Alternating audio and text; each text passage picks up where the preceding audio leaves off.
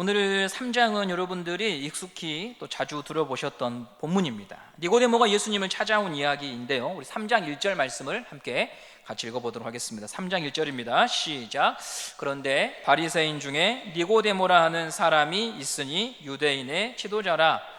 그는 먼저 바리새인입니다. 종교적으로 엄격한 규율을 만들어서 지키던 평신도 사역자들입니다.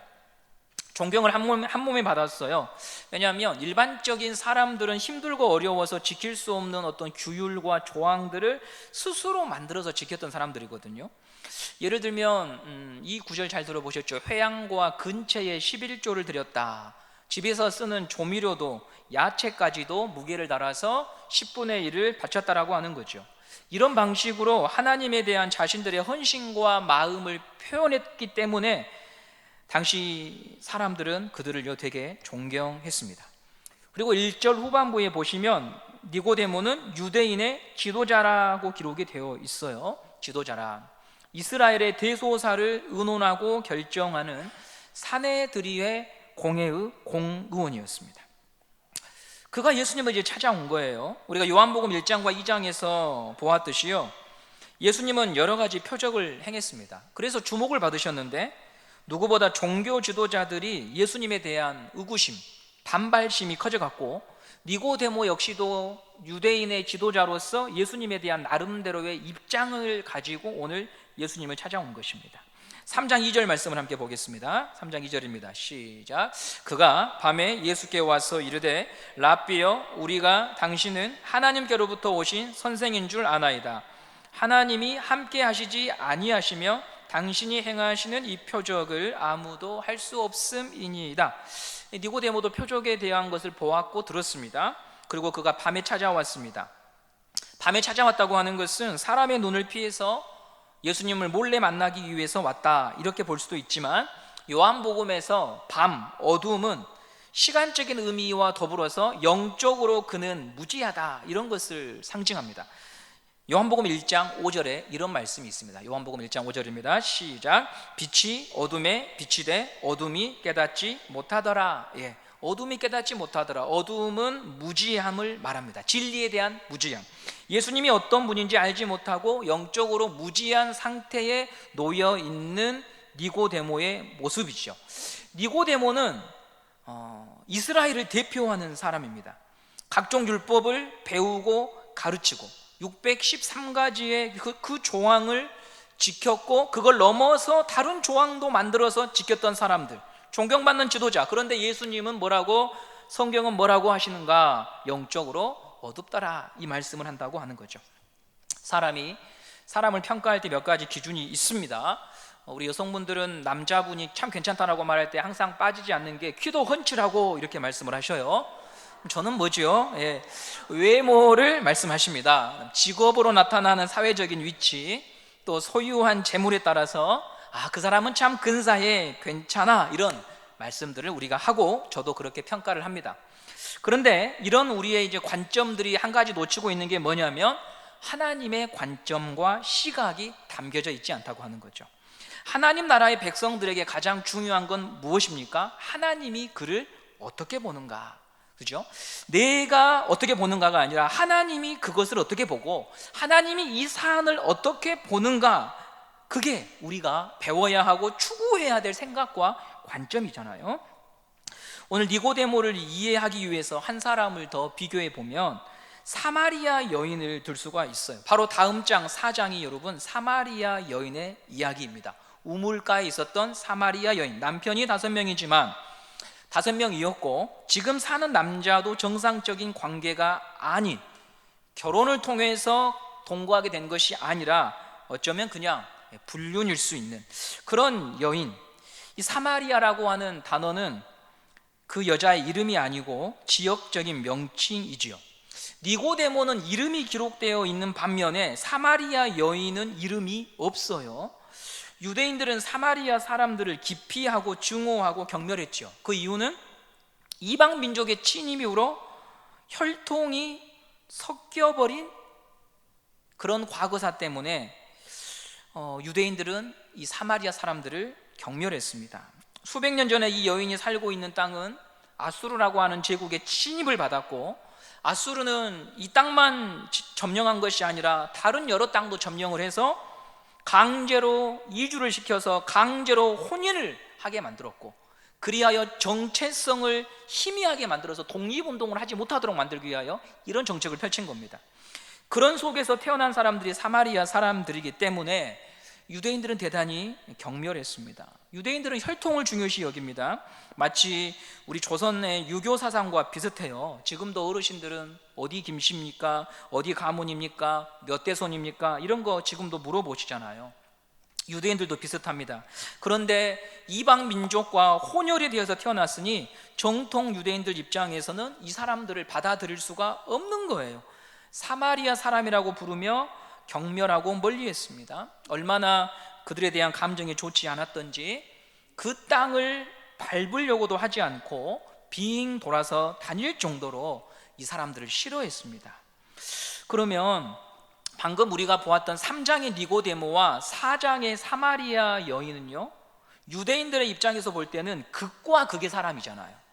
서로 같은 곳에 거주할 수도 없고, 또 니고데모는 존경받는 사람이라면 사마리아 여인은 손가락질 받는 여자죠. 5번 결혼했다. 이것보다는 여러분, 그때 당시에는 이혼이 여자에게도 동일한 권리가 있던 게 아니라 남자가 여자를 버리던 시대였기 때문에 이 여자는 버림받은 여인이에요. 이 니고데모와 사마리아 이 여인은요, 정말 함께 할 수 없는 인생이 극과 극인 사람인데, 하나님의 관점은 뭐냐? 둘 다 영적으로 무지하여 예수가 필요하다고 하는 것을 보여주려고 3장과 4장이 같이 연결되어 있다는 거예요. 이게 하나님의 관점이에요. 이게 요한이 지금 의도를 가지고 니고데모와 그 후에는 사마리아 여인에 대한 이야기를 하고 있는 거예요. 오늘 이 자리에 모여있는 우리 모두는 서로 다 다른 사람들입니다. 성씨도 다르고 입장도 다르고, 감자에 설탕을 찍어 드신 분도 계시고 소금 찍어 드신 분도 계시고, 콩물국수에 설탕 넣으신 분도 계시고 소금 넣어 드신 분도 계시고, 콩국을 아예 안 드신 분도 계시고. 그렇다면 우리를 묶고 있는 유일한 끈이 무엇인가? 예수님이 나는 필요합니다. 나는 어둠이지만 빛이신 예수님만이 나를 구원할 수 있습니다. 그것 때문에 오늘 우리가 이 자리에 있는 줄 믿으시기 바랍니다. 이것을 놓치면 우리는 함께 할 수가 없어요. 정치적인 견해로 분열되고 콩국수 먹다가 갈등하고, 그렇지만 아무리 달라도 나는 예수가 필요해서 여기 왔습니다. 여기에 집중하면 우리는요, 점차 거리를 좁힐 수밖에 없어요. 십자가밖에 없어. 예수님밖에 없어. 그쪽으로 우리의 마음이 모아질 때 우리가 하나 될 수가 있는 거예요. 체육대회 한다고 같이 함께 몸을 부대꼈다고 해서 여러분 하나 되는 게 아니라, 나는 예수가 필요해. 너도 예수가 필요했구나. 그것으로 우리가 모아질 수 있는 것이지, 다른 것은 우리를 잠깐 묶어둘 수는 있지만 정치적인 입장, 나의 이익이 조금이라도 훼손되면 우리는 당장이라도 등을 돌릴 수밖에 없다는 사실입니다. 오늘 우리가 집중할 것도, 우리의 마음을 사로잡을 것도 예수 그리스도, 십자가, 여기에 우리의 시선과 마음이 고정될 수 있는 예배가 되기를 간절히 바랍니다. 예수님은 니고데모에게 이렇게 말씀하십니다. 3장 3절입니다. 3장 3절을 보겠습니다. 시작. 예수께서 대답하여 이르시되 진실로 진실로 너에게 이르노니 사람이 거듭나지 아니하면 하나님의 나라를 볼 수 없느니라. 예수님이 거듭나지 아니하면 하나님 나라를 볼 수 없다라고 말씀하십니다. 다시 태어나지 않으면 하나님 나라에 들어갈 수 없다. 니고데모는 도무지 이해할 수 없다는 듯이 고개를 갸웃거립니다. 3장 4절 말씀을 보겠습니다. 3장 4절입니다. 시작. 니고데모가 이르되 사람이 늙으면 어떻게 날 수 있사옵나이까? 두 번째 모태에 들어갔다가 날 수 있사옵나이까? 제가 어머니 배에서 한번 나왔는데 어떻게 또 다시 태어난단 말입니까? 니고데모가 생각한 구원은 율법의 조항을 잘 배우고 지키는 거였죠. 그리고 혈통적으로 이스라엘 사람이면 나는 구원받은 자라고 믿었습니다. 그러나 예수님은 너 다시 태어나야 돼. 다시 태어나야 너가 하나님 백성이야 라고 말씀을 하고 계십니다. 그 말이 무슨 의미인가? 5절에 또 이렇게 설명을 하고 있습니다. 5절 말씀을 함께 보도록 하겠습니다. 시작. 예수께서 대답하시되 진실로 진실로 너에게 이르노니 사람이 물과 성령으로 나지 아니하면 하나님의 나라에 들어갈 수 없느니라. 물과 성령은 같은 의미인데요, 오늘 우리가 전반부에서 핵심적으로 볼 주제가 여기 있습니다. 성령님께서 우리를 거듭나게 하신다라고 하는데 그것이 무슨 의미인가 라고 하는 것입니다. 첫 번째로 성령님은 어떤 분인가에 대한 이야기를 여러분들과 나누고 싶습니다. 성령님은 어떤 분인가? 요한복음은 사복음서 중에서 성령님에 대하여 가장 많은 분량을 소개하고 있습니다. 그러므로 성령님이 어떤 분인가를 알려면 요한복음을 반드시 볼 수밖에 없습니다. 예수님은 십자가에서 돌아가시기 전에 제자들에게 성령님을 소개해 주십니다. 내가 너희를 떠나게 될 것인데 두려워하지 말아라. 내가 너희들한테 성령님을 보내줄 거야 라고 말씀하시거든요. 요한복음 14장 16절 말씀을 함께 보겠습니다. 시작. 내가 아버지께 구하겠으니 그가 또 다른 보혜사를 너희에게 주사 영원토록 너희와 함께 있게 하리니. 예수님께서 보혜사를 보내주시겠다고 하십니다. 보혜사란 성령님의 별명입니다. 보혜사라고 하는 말의 의미는 옆에서 변호해 주는 사람, 말해주는 사람, 도와주는 사람, 법정에서 한 사람의 입장을 변호해 주는 사람이 바로 보혜사입니다. 예수님은 내가 너희를 곧 떠나, 그런데 또 다른 보혜사를 내가 보내줄 거야, 성령님을 보내줄 거야 라고 약속하셨습니다. 또 다른 보혜사를 보내주신다고 하셨으니까 예수님도 보혜사이셨습니다. 그리고 이제는 또 다른 보혜사이신 성령님을 보내주신다고 하는 거죠. 그러면 이분은 무슨 일을 하시는가? 예수님은 자세하게 소개를 해 놓으셨습니다. 14장 26절에 이렇게 말합니다. 요한복음 14장 26절입니다. 시작. 보혜사 곧 아버지께서 내 이름으로 보내실 성령, 그가 너희에게 모든 것을 가르치고 내가 너희에게 말한 모든 것을 생각나게 하리라. 아멘. 보혜사가 어떤 분인가? 제자들아, 성령님이 오실 거야. 그분이 오시면 내가 너희들한테 3년간 밤낮 가르쳤던 그 말씀이 어떤 의미였는지 믿게 해주시고 이해하게 도와주시는 분이 성령이야 라고 말씀하신 거예요. 예수님의 말씀이 믿어지게 하시는 분이 누구시라고요? 성령님이에요. 말씀을 통해서 예수님을 알도록 도와주시는 거예요. 그러므로 오늘 예배 가운데 성령님의 임재가 있어야 우리는 하나님의 말씀을 믿을 수가 있는 것이죠. 예전에는 성령 충만, 성령 이런 걸 말씀하면 힘, 재능, 능력 이런 식으로 설명들을 참 많이 했는데 아쉬운 부분이 많아요. 우리는 예수님께서 말씀하신 성령님에 대해서 먼저 배워야 돼요. 성령은 예수님을 믿게 하고 예수님의 말씀을 기억나게 하고 예수님처럼 살도록 도와주시는 분이 성령님이십니다. 사도행전을 일컬어서 흔히 성령 행전이라고 말합니다. 성령 충만한 제자들과 교회가 이방 땅을 향해서 나아갑니다. 성령이 충만해서 이방 땅으로 가는데요, 누구를 전합니까? 예수를 전합니다. 왜요? 성령은 예수의 영이기 때문에. 그리고 복음을 전할 때 어떤 자세로 전합니까? 예수님처럼 전합니다. 세상 권세에 의지해서 힘으로, 폭력으로 하지 않아요. 예전에 제가 아는 분 중에 북파 공작원이 한 분 계셨는데 이분이 예수님 믿고 불이 붙었어요. 전도에 대한 열정이 생겨가지고 어떻게 전도하느냐, 절에 가가지고 불상을 다 깨트리고 스님을 멱살을 잡으면서 예수 믿어야지 네가 막 복음을 약간 오해한 거예요. 예수님은 그런 식으로 자기 자신을 소개하지 않으셨어요. 성령 충만은 그런 게 아니에요. 복음은 힘으로 찍어 누르는 게 아니에요. 감동이에요. 은혜로 하는 것이에요. 구약의 나아만 장군을 생각해 보세요. 아람 나라의 유명한 장군, 용맹한 장군, 존경받는 사람. 그러나 나병에 걸렸지요. 문둥병에 걸렸지요. 그를 구원으로 인도한 사람이 누굽니까? 전쟁 포로로 잡혀가서 허드렛 일을 하는 이스라엘 소녀가 나아만 장군에게 복음으로 인도하는 거예요.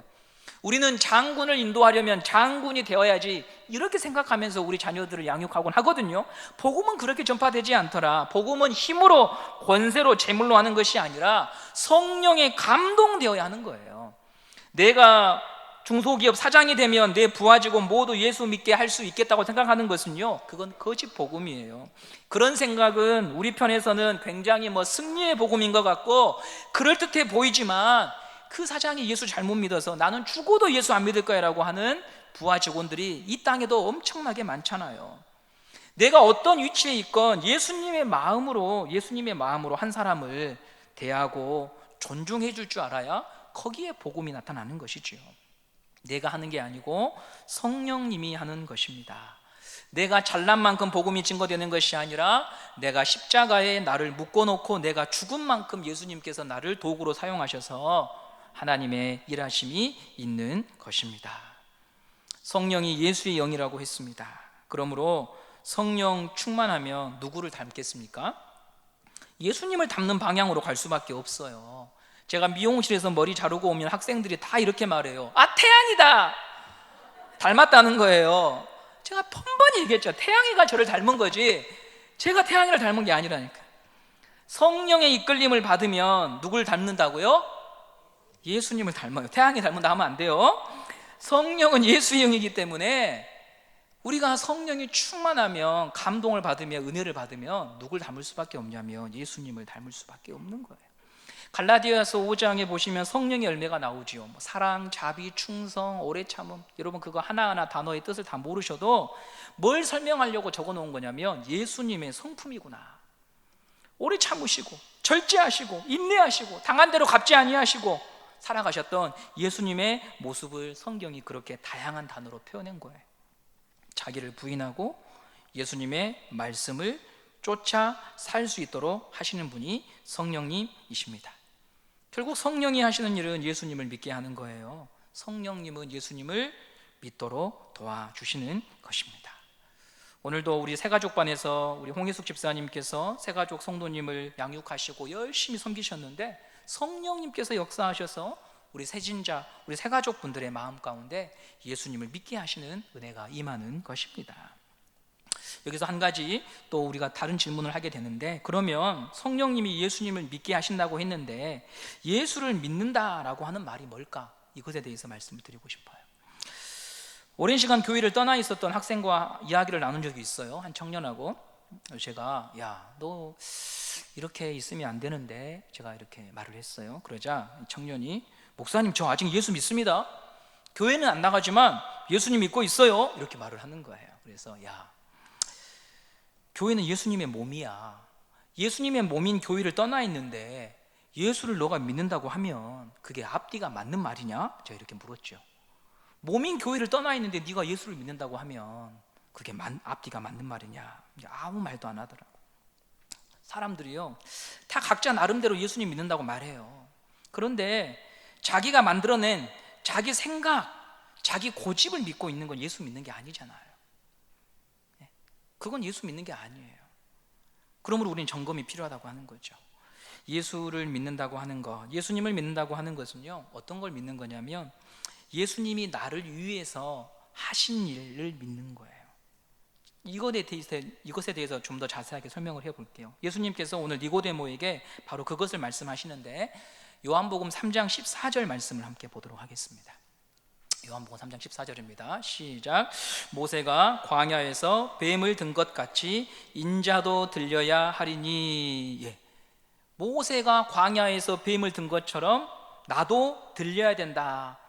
예수님이 과거 구약의 사건을 말씀하십니다. 이스라엘 백성들이 광야에서 40년간 계속 돌지요. 애굽에서 빠져나와서 가나안 땅에 가야 되는데 가나안 땅에 들어가지 못한 채 광야에서 불순종하고 불평하고 원망하면서 지냈잖아요. 이스라엘은 교회잖아요. 교회인데 그런 일이 일어났어요. 그러니까 교회가 이 땅에서 완전하기를 기대한다고 하는 건 그건 신화예요. 예수님이 다시 오시기 전까지는요, 그런 일들이 있다는 거죠. 이스라엘 백성들은 광야에서 이제 약속의 땅을 가기 위하여 행군을 해요. 이동 수단이 없으니까 되도록 빨리 가기 위해서는 최대한 짧은 길을 그들이 선택해서 가려고 했겠죠. 그런데 에돔 족속이 이스라엘 백성들이 지나가는 것을 허락하지 않았습니다. 에돔 족속이 허락하지 않았기 때문에 걸어왔던 길을 다시 되돌아가는 일이 일어난 거예요. 이로 인해서 이스라엘 백성들의 민심이 흉흉해졌어요. 어떻게 그 길을 또 가란 말이냐. 여기저기서 불평과 원망 소리가 터져 나왔습니다. 만약 저희가 이제 다음 주 효동관광 가잖아요. 가다가 여기가 아닌 게 비어 하면 여러분 어떻게 되겠습니까? 아마 이제 막 돛대기 시장 될 거예요. 그죠? 내가 눈이 너 안 보일 줄 알았다. 내가 너를 이렇게 되는 거예요. 민심이 흉흉하고 극도로 혼란스러운 상황이 된 거예요. 수십만 명이 모여 있으니까. 민수기 21장 4절 5절 말씀을 함께 보도록 하겠습니다. 시작. 백성이 호르산에서 출발하여 홍해길을 따라 에돔 땅을 우회하려 하였다가 길로 말미암아 백성의 마음이 상하니라. 백성이 하나님과 모세를 향하여 원망하되 어찌하여 우리를 애굽에서 인도해 내어 이 광야에서 죽게 하는가. 이곳에는 먹을 것도 없고 물도 없도다. 우리 마음이 이 하지 않은 음식을 싫어하노라 하며, 이스라엘 백성들이 여러분 마음에 있는 이야기들을 다 쏟아놓습니다. 원망하고 험한 말을 쏟아내요. 하나님과 지도자 모세를 향해서 절제하지 않고 막 불평하지요. 5절 말미에 참 보기 어려운 말 표현이 뭐냐면 5절 말미에 보시면 우리가 이 하지 않은 음식을 싫어한다 이렇게 말하거든요. 하지 않은 음식을, 그게 뭐냐면 하나님이 광야에서 먹고 살 게 없으니까 매일마다 만나를 주셨잖아요. 근데 그거에 대하여 이런 하지 않은 음식 우리 이제 더 이상 못 먹는다 이렇게 말하는 거예요. 사람이 분노하고 격분해도 선을 넘지 말아야 되잖아요. 이스라엘 백성은요 선을 넘었어요. 하나님을 거역하는 것을 넘어서요 하나님을요 멸시하고 있어요. 네. 자녀에게 부모님이 밥상을 차려줬는데 이것도 밥이라고 저한테 주십니까? 이런 말이잖아요. 얼마나 하나님을 모독한 말입니까? 그래서 하나님의 심판이 임해요. 여기저기서 불뱀들이 나타나서 이스라엘 백성들을 죽이는 일이 일어납니다. 민수기 21장 6절 말씀을 보도록 하겠습니다. 시작. 여호와께서 불뱀들을 백성 중에 보내어 백성을 물게 하심으로 이스라엘 백성 중에서 죽은 자가 많은지라. 불뱀은 물리면 타는 듯한 고통 속에서 죽게 되는, 독으로 인해서 그런 독사라고 학자들은 보고 있어요. 이스라엘을 향한 하나님의 징계가 임한 거예요.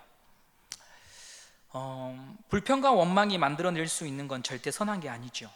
마음에 쓴뿌리가 자라게 하고 하나님과의 관계가 끊어지고 은혜가 메말라 버립니다.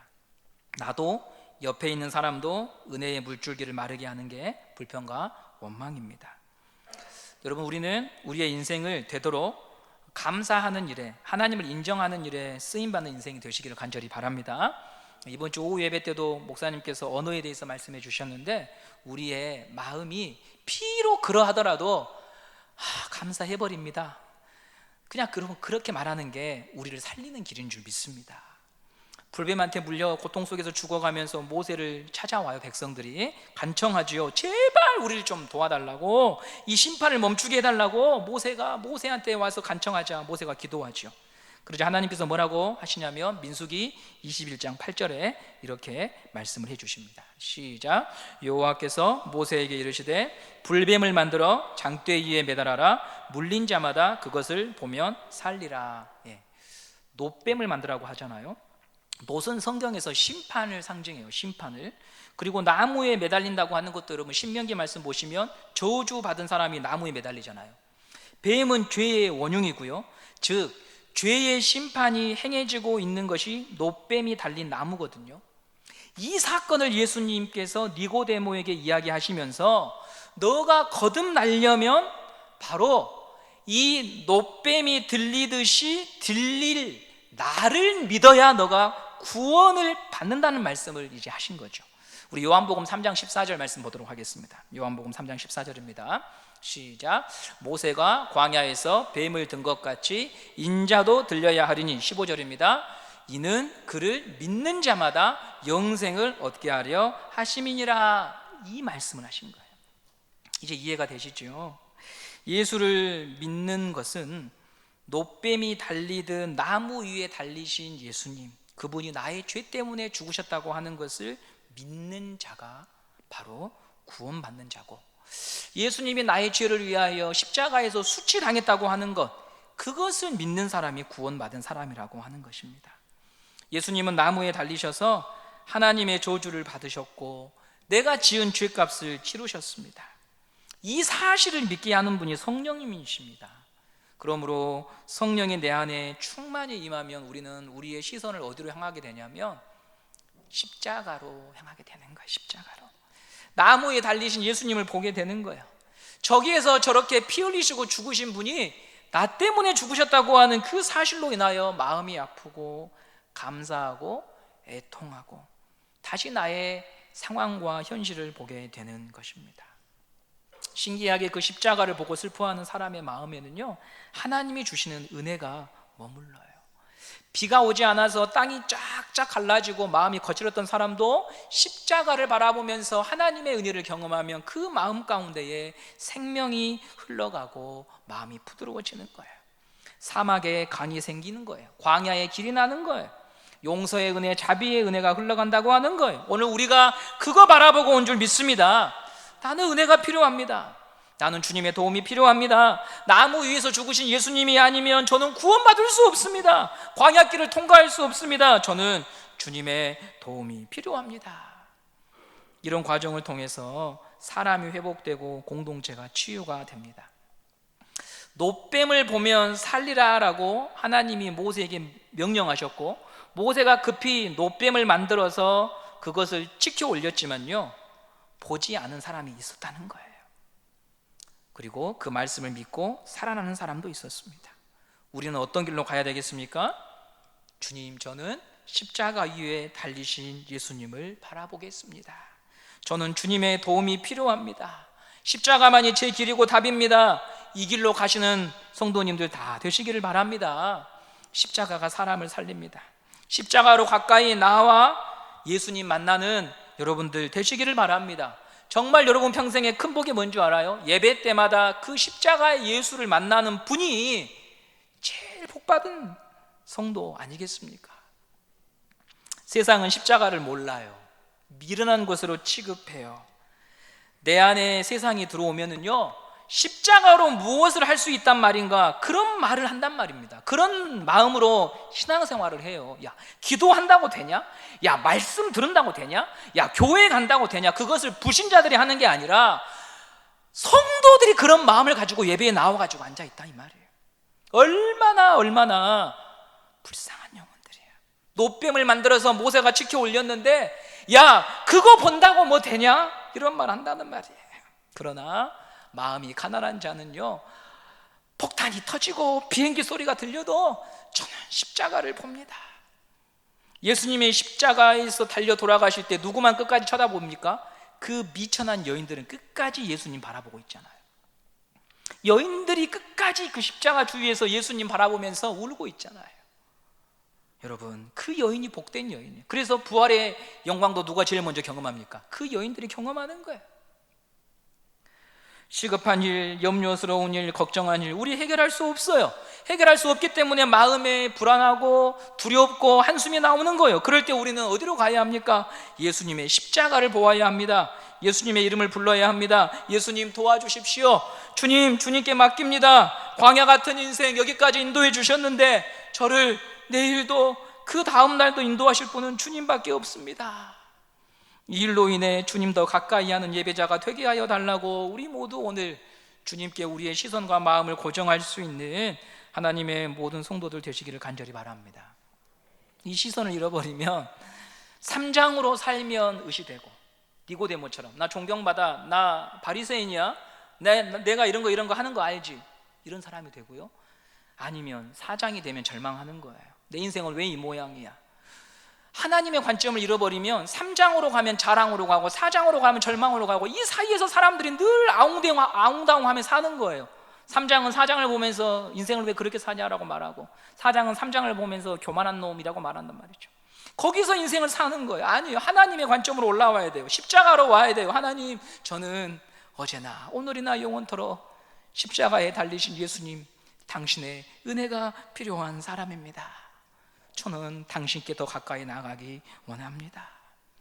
그래야 그게 바로 하늘의 일을 알고 하늘의 일을 경험한 거듭난 백성이라고 하는 것입니다. 여러분, 오늘 우리 마음이 그 주님께로 더 가까이 나아가는, 우리의 마음이 심령이 부드러워지는 은혜가 있기를 간절히 바랍니다. 그렇게 십자가로 우리가 주목하고 갈 때 교회는 회복되고 인생은 회복되고 망가진 사람도 일어날 수가 있는 줄 믿습니다. 주님이 우리를 고치십니다. 오늘 오로지 우리가 그 주 예수 그리스도 그 이름 앞에 그분을 자랑하고 즐거워하고 그분을 신뢰하는 예배 자리 되기를 간절히 바랍니다.